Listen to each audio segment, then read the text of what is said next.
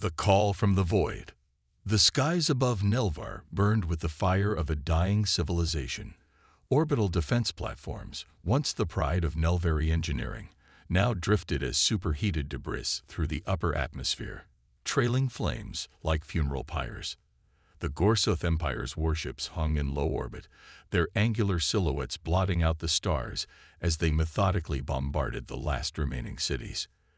In the underground command center beneath the capital city of Velaris, Supreme Commander Soren Tellus watched as the final defensive grid collapsed. The holographic display flickered, distorting the faces of his remaining officers as power fluctuations rippled through the bunker. "Status report," Soren demanded, his four eyes blinking in sequence, a nervous tic he'd developed over the 3 months of relentless siege. "The Eastern Shield has fallen," reported his second-in-command Lyra. Her normally vibrant blue skin had dulled to a sickly gray, the bioluminescent patterns that once traced elegant curves across her face now barely visible. "The Gorsoth ground forces have breached the primary evacuation tunnels. We have perhaps 2 hours before they reach us." Soren's lower mandibles clicked in frustration. "The civilian transports. Only 3 escaped the blockade," Lyra said, her voice hollow. "Carrying less than 10,000 refugees. Out of a population of billions." She didn't need to state the obvious. The Nelvari species faced extinction. The Gorsoth had emerged from the Galactic core 5 years ago, a previously unknown species with technology far beyond anything the Galactic Concord had encountered. They communicated only through ultimatums, conquered without negotiation, and left nothing but mining operations and slave camps in their wake. The Concord, that great alliance of spacefaring civilizations, had offered only empty condolences as, one by one, its outer worlds fell. "There must be something we haven't tried," Soren muttered, more to himself than to his officers. An elderly Nelvari stepped forward from the shadows at the edge of the command center. Ambassador Telvin, once the respected Nelvari representative to the Concord, now reduced to a refugee in his own world's last stronghold. "There is one option," he said, his voice barely audible over the distant rumbling of orbital bombardment. "One we have not considered because it is both ancient and dangerous." Soren turned to the old diplomat. "Speak plainly, Ambassador. We have no time for riddles." Telvin approached the central holodeble and inserted a data crystal from around his neck. The display shifted, showing star charts that Soren didn't recognize. Before the Concord, before even the old Federation, there existed a species from a world so hostile that its very evolution defied understanding. Telvin manipulated the display, zooming in on a spiral arm far from Nelvari space. "The Terrans. A myth," scoffed one of the officers. "Bedtime stories to frighten younglings." "No," Telvin insisted. "They are very real. The archives confirm it. The Deathworlders, as they were known, emerged from their homeworld like a solar flare, burning through all opposition. Their bodies evolved on a planet that should not support life, their minds forged by constant struggle. If they were so formidable, where are they now?" Soren asked. "They withdrew," Telvin said. "After the Concord was formed, they simply retreated to their home system. Some say they grew weary of war, others that they found our species too fragile to coexist with. But before they disappeared, they left beacons with certain worlds they had formed alliances with. My ancestors were among them." Soren's upper eyes narrowed. "And you believe these Terrans would answer a call from a civilization they haven't contacted in millennia?" "The beacons were given with a promise, Commander. A promise upheld by a species who valued honor above all else." Telvin placed a small device on the table, a dull metal cylinder inscribed with symbols in no language Soren recognized. "This is the beacon, a quantum-entangled communicator that cannot be intercepted or blocked. And you wait until now to present this." Telvin's eyes dimmed. "The stories also say that to summon the Terrans is to change the galaxy forever. They do not come with precision strikes or diplomatic solutions. They come with the full might of a species evolved to survive at any cost. A thunderous explosion rocked the command center, and dust rained from the ceiling. "We've lost the northern perimeter," someone shouted. Soren stared at the beacon. The Nelvari were peaceful philosophers, scientists, and artists, utterly unprepared for the brutality of the Gorsuth. His people needed something equally unstoppable to oppose them. "Activate it," he commanded. Telvin hesitated for only a moment before pressing a sequence of symbols on the device. It hummed to life, glowing with a soft blue light. "What message shall we send?" he asked. Soren looked around at the faces of his remaining people, each bearing the hollow look of those facing extinction.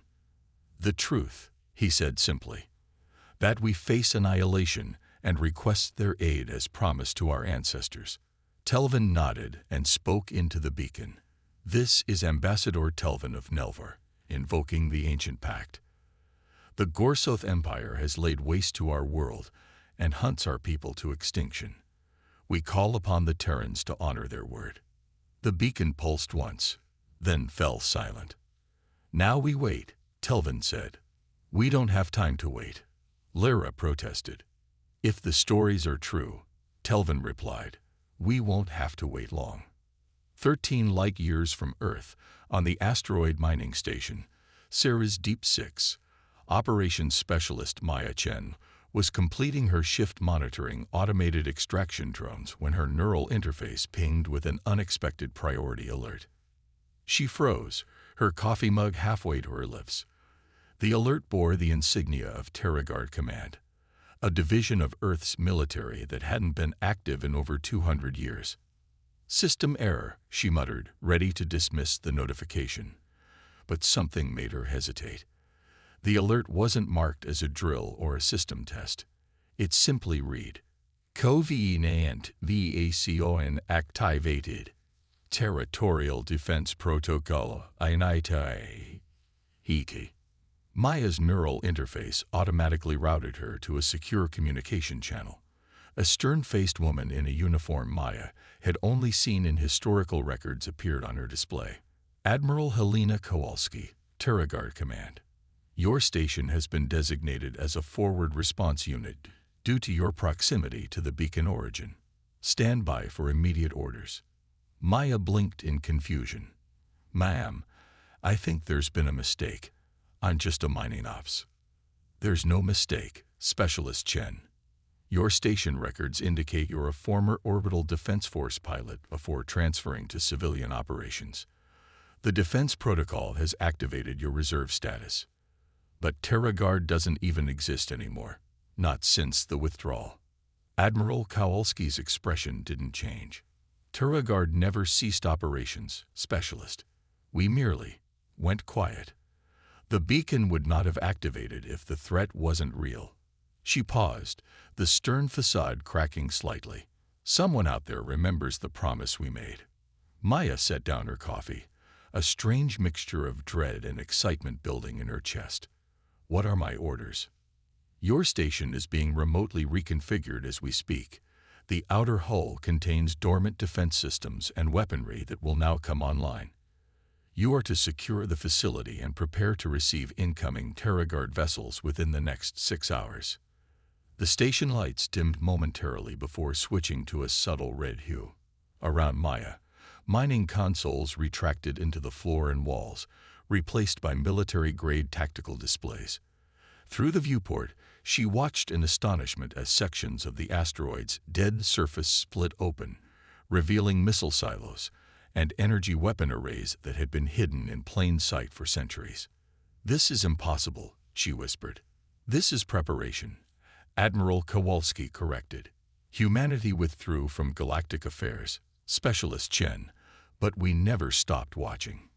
Never stopped preparing. The galaxy thought we retreated out of weariness or philosophical enlightenment." A cold smile touched her lips. They were wrong. The Admiral's image was replaced by tactical data, ship movements, weapon specifications, and most surprisingly, detailed intelligence on something called the Gorsuth Empire. "We've been monitoring their expansion for years," The Admiral's voice continued. They violated nearly every principle of the Covenant. The Nelvari are just their latest victims. The Who, the species that just activated the beacon. One of the few civilizations we considered true allies before the withdrawal. They're being systematically exterminated. Maya scrolled through the incoming data, her training from years ago, returning with surprising clarity. You want my mining station to engage a hostile alien empire? No, specialist. Your station is just the forward operating base. The response fleet is already en route.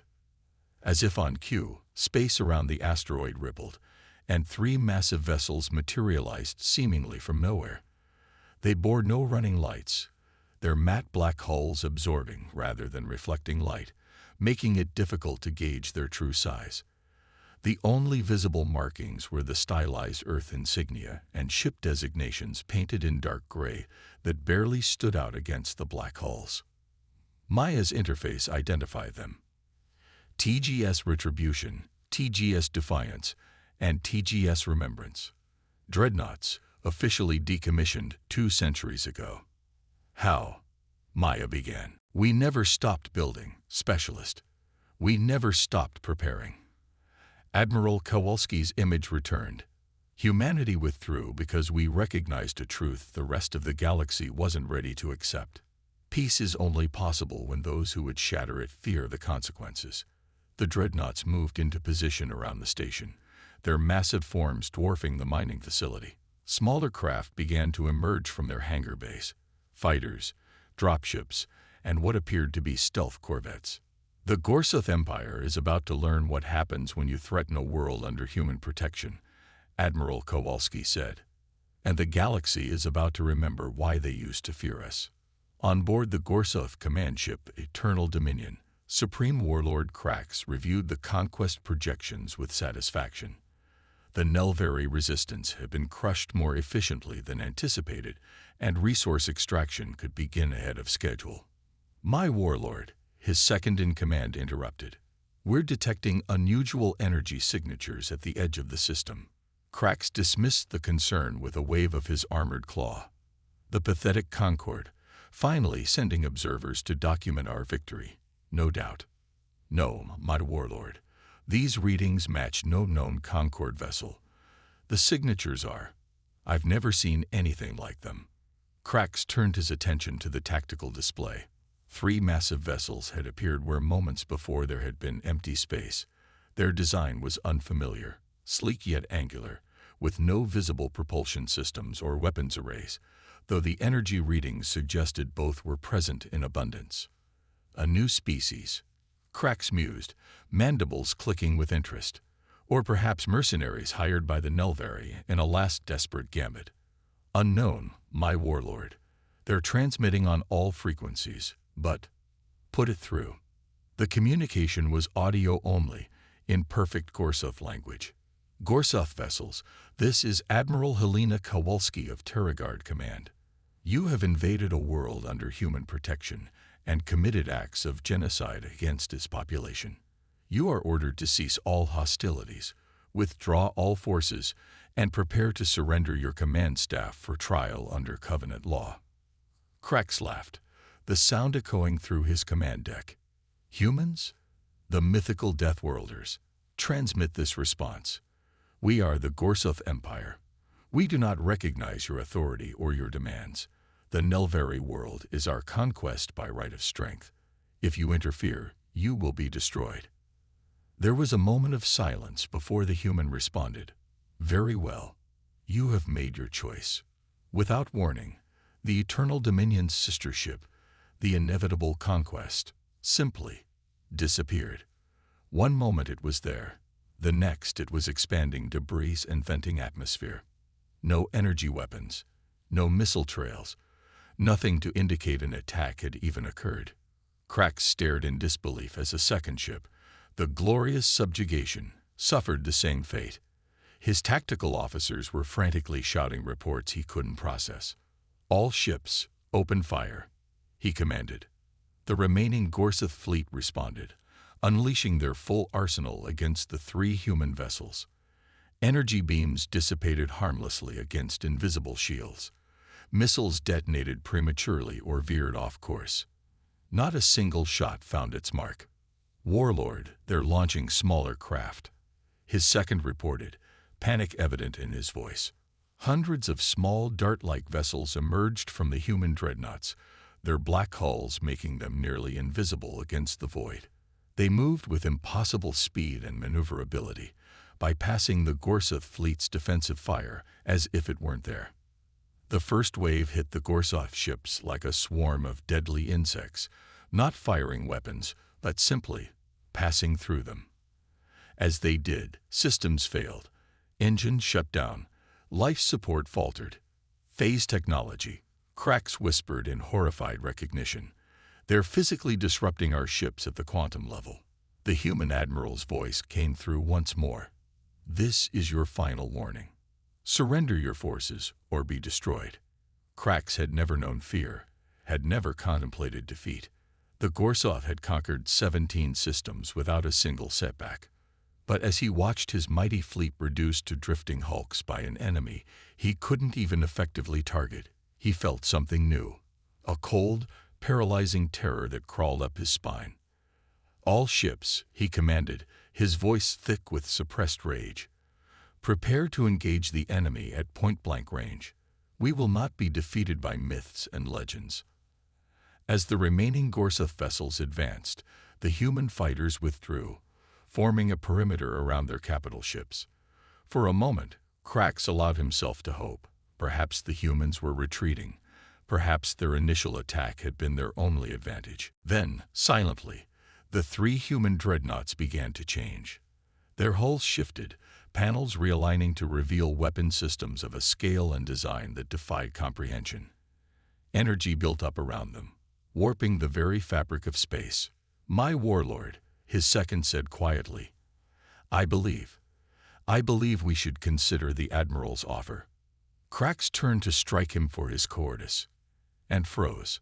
Through the command deck viewport, he could see the nearest human dreadnought perfectly framed against the backdrop of stars. Along its side, now visible as illuminated text against the black hull, were words in the Gorsuth language. "Remember, what you feared dark." The reckoning. What followed would later be remembered in galactic history as the 9-Minute War. That was the total time it took from the moment the human dreadnoughts revealed their primary weapon systems to the complete neutralization of the Gorsuth invasion force. It wasn't a battle so much as a clinical demonstration of overwhelming technological superiority. The human vessels fired only once.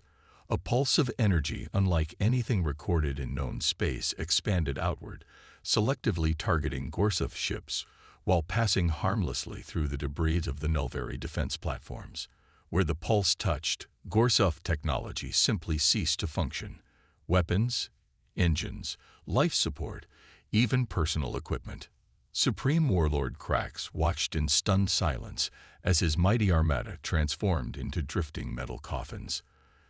The only Gorsuth vessels spared were those carrying ground invasion forces, and these found themselves caught in tractor beams, dragged inexorably toward the waiting human fleet. "They're boarding our ships," his second reported incredulously. "Impossible," Cracks snapped. "Our troops outnumber any boarding party they could send. Even without functioning weapons, our warriors will tear them apart." The tactical displays told a different story. Human boarding parties moved through the captured Gorsuth vessels with supernatural efficiency. They weren't soldiers in the conventional sense. They were something else entirely. Their armor seemed to phase through walls. Their weapons fired without visible projectiles or energy discharges. And most disturbingly, they moved with a speed and precision that suggested enhanced reflexes beyond normal biological limits. "The stories were true," whispered an officer, watching the feeds. "They're not just from a death world. They've embraced it, enhanced themselves with it." Cracks silenced him with a glare, but the damage to morale was done. The myth of the Deathworlders had spread through every spacefaring culture. Beings evolved on a planet so hostile that it forged them into perfect survivors, perfect warriors. Beings who had withdrawn from galactic affairs not out of weakness, but because they found the rest of the galaxy too fragile to coexist with. "My warlord," his communications officer interrupted. "We're receiving a direct transmission from the Nelvari command bunker." The holographic display activated, showing Supreme Commander Soren Tellus. But he wasn't alone. Beside him stood a human female in a simple black uniform, her posture relaxed yet radiating authority. "Supreme Warlord Krax," Soren addressed him formally. "Allow me to introduce Captain Elisa Reyes of Turigard Special Operations. She has requested the honor of delivering terms personally." The human stepped forward. Unlike the Nelvari with their luminescent skin or the Gorsoth with their insectoid features, she appeared deceptively simple, bipedal, with only 2 eyes and no visible natural weapons. Yet something about her gaze made Krax's exoskeleton feel suddenly insufficient. "Your invasion force has been neutralized," she stated matter-of-factly. "Your ground troops are being contained. The only vessel in your fleet still capable of faster-than-light travel is your own command ship, which we have deliberately left operational." "A mistake you'll regret," Krax snarled. Captain Reyes smiled thinly. "No, a courtesy extended for diplomatic reasons. You are to return to Gorsoth space immediately. Upon arrival, you will deliver a message to your Emperor. The Covenant of Soul has been reactivated. Any world that bore our beacon is now under direct human protection. Any further acts of aggression against these worlds will be met with immediate and total response. You expect me to flee like a coward, to deliver threats to my Emperor?" Krax's mandibles clacked in fury. "The Gorsoth Empire does not recognize your authority. This isn't about recognition, Warlord. This is about survival." Captain Reyes's expression hardened. "Your empire has never encountered humans before today. You have no frame of reference for what we're capable of at full mobilization." She gestured, and a small device on her wrist projected a holographic star chart showing Gorsoth territory. "We've mapped every major military installation, factory world, and population center in your empire. We've identified your leadership structures, supply chains, and strategic resources." Krax stared at the display, ice forming in his stomach. The level of intelligence it represented was impossible, unless the humans had been watching, studying the Gorsoth for years undetected. "How?" he demanded. "We never left," Captain Reyes replied simply. "While your kind was still learning to harness fire, we were already walking among the stars. We withdrew from active participation in galactic affairs, yes, but we never stopped watching, never stopped preparing." She deactivated the projection. "You have 6 hours to evacuate your surviving forces and depart Nelvari space. After that, we will consider any remaining Gorsoth presence as hostile and respond accordingly." The transmission ended, leaving Krax staring at his own reflection in the darkened display. Around him, his officers waited for orders, their earlier confidence replaced by uncertainty and fear. "Warlord," his second prompted cautiously, "your commands." Krax had risen to his position through countless victories, through unwavering conviction in Gorsoth's superiority. He had never contemplated retreat, never known the bitter taste of defeat, but he was also no fool. What he had witnessed wasn't merely superior firepower. It was technology so advanced it bordered on incomprehensible. "Recover all surviving troops and prepare for immediate withdrawal," he ordered, each word like acid on his tongue. "And the Emperor? What shall we tell him?" Krax's eyes narrowed. "The truth. That we have encountered a power beyond our current capacity to challenge." His claws clenched. "But we shall adapt. We shall learn. And next time, we shall be prepared." On the surface of Nelvar, amid the ruins of what had once been the magnificent capital city of Illyris, Captain Elisa Reyes watched as human medical teams worked alongside Nelvari survivors to establish field hospitals and relief centers. The devastation was extensive. Entire districts reduced to rubble, once beautiful architecture now twisted metal and broken stone. Admiral Kowalski materialized beside her, her form coalescing from what appeared to be ordinary air. The phase shift technology that allowed humans to move undetected through conventional space was just one of many advancements developed during their centuries of isolation. The Gorsuth fleet is withdrawing, the Admiral reported. Long-range sensors confirm they're on a direct course back to their territory. Reyes nodded. And the Covenant beacon? Reactivated and enhanced. If they return, we'll know instantly. Kowalski surveyed the destruction around them. Was it worth it, waiting this long to intervene? We could have stopped this before it began. The withdrawal protocol was clear, Admiral. We don't interfere unless directly requested through the beacons. Reyes watched as a human medic treated a wounded Nelvari child, the contrast between them striking. The medic's environment suited a necessity given the biochemical incompatibilities between their species. Humanity needed time to evolve beyond our warlike nature. The galaxy needed time to forget our capacity for destruction. And now they'll remember. Reyes turned as Ambassador Telvin approached, the elderly Nelvari moving with renewed vigor despite his wounds. Captain, he greeted her with the traditional Nelvari gesture of respect. Our people owe yours a debt that can never be repaid. There is no debt, Ambassador, Reyes replied. We honored an ancient promise, nothing more. Yet in doing so, you've revealed yourselves to the galaxy once more. Telvin's 4 eyes blinked in sequence, studying her. The stories of the Deathworlders, of Earth, they always emphasized your species' capacity for war. But watching your people now, he gestured to the human aid workers. You've changed. We've grown, Kowalski corrected. Humanity spent 2 centuries reflecting on our place in the cosmos. Ambassador, we recognized that our evolutionary path, forged in the crucible of Earth's harsh environment, gave us certain advantages, but also responsibilities. Telvin nodded slowly. And now, will humanity return to galactic affairs permanently? Reyes and Kowalski exchanged glances. The question touched on discussions that had consumed Earth's leadership since the first Gorsuth incursions were detected years ago. The withdrawal was never meant to be permanent, Reyes said finally. It was a period of reflection, of development.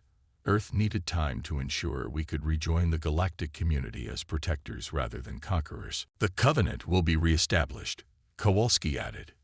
Any civilization that wishes to join will receive a beacon and the protection it represents. But participation will be voluntary. We have no desire to impose our will on others. Telvin's skin rippled with blue light, a sign of deep emotion among his kind. And the Gorsuth, do you believe they will heed your warning?